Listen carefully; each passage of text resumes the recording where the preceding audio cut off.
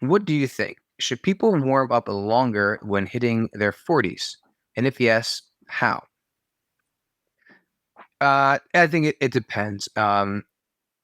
People in their 40s come in all shapes and sizes. Um, I treat a lot of general population in my like 9 to 5 kind of practice, and people in their 40s in general population are much different than people in their 40s that follow us here at 3DMJ. So Alberto and Eric are people in their 40s, right? But also they're not the majority. They are the minority. And my cat's here. They're definitely the minority of people in their 40s.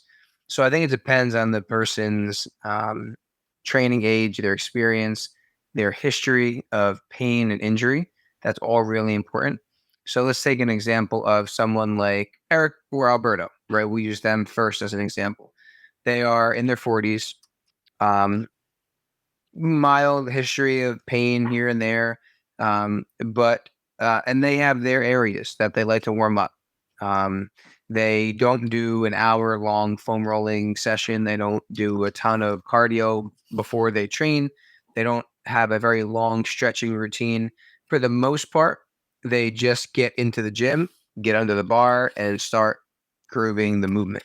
Now they may have some specific mobility drills. I know Eric has a history of some hip issues. I know he had surgery a couple years ago. Alberto has kind of some elbow issues and then some SI joint pain that kind of flares up every once in a while. So I'm sure they have their specific movements and mobility work for those body parts.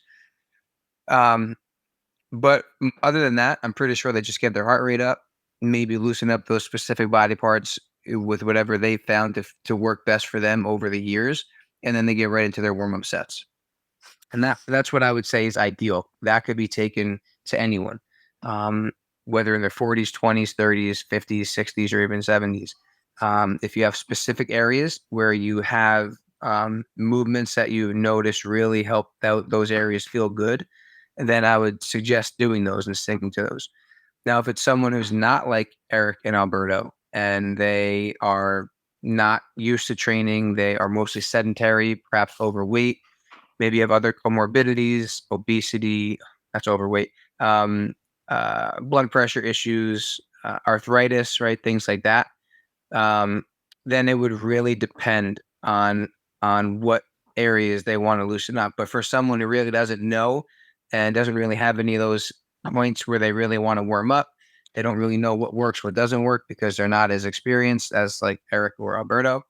Then I would say first you want to get the heart rate up. So something like a recumbent bike would be great because it is uh, there's not much impact like on the joints. It's pretty forgiving on like the knees and hips and lower back because you're kind of just sitting and moving the leg.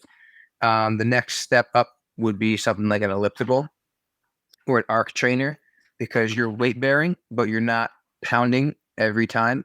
Um, and I was gonna just make a joke there, but I'm gonna pretend that my mother is watching, so that'll keep me from making any stupid jokes. Um, versus something like walking or running, which is gonna have much more impact and the kind of pounding on your joints. They're not bad.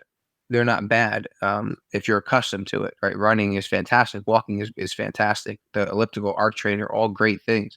But if we're dealing with someone who's not accustomed to exercise, maybe has like that arthritic joint achy stiffness type pain and they want to get into exercise to help with those things, the recumbent bike is probably a good place to start. And then you kind of work your way up if they want. The bike is totally fine to stay with. After they get their heart rate up a bit, then I would uh depending on whatever body part you're training first. So let's say it's going to be some kind of squatting movement or a leg press or something like that. I would have them do maybe just some squatting, like some sitting to standing from a chair, maybe a high chair, like maybe elevate the chair a little bit and have them just do some squats like that, get the blood flowing, get them accustomed to the movement, maybe critique their technique if they need it, and then gradually start loading it and getting into like the working sets. And other than that, keeping load moderate, volume moderate, and not giving them anything too crazy. You don't want to do too much too soon after doing too little for too long. Basically, it's like the bumper sticker version of it. Um, so yeah, get the heart rate up, and then I would say just get right into the first movement that you're going to do, and then the second movement that you're going to do. If it's another leg movement, you could probably just start right into the exercise.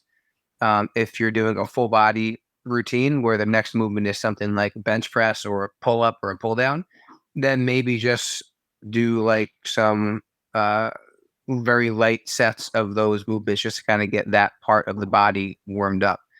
Um, so yeah, that's kind of a long answer, but we talked about the more experienced 40-year-old, like Eric and Alberto, and like I would imagine most people are who follow us would be, and then more of the general population, like a typical 40-year-old man, to kind of follow some of those things. But then it could always change depending on how they feel. If they do have any aches or pains that pop up, then we can maybe focus on those areas a bit.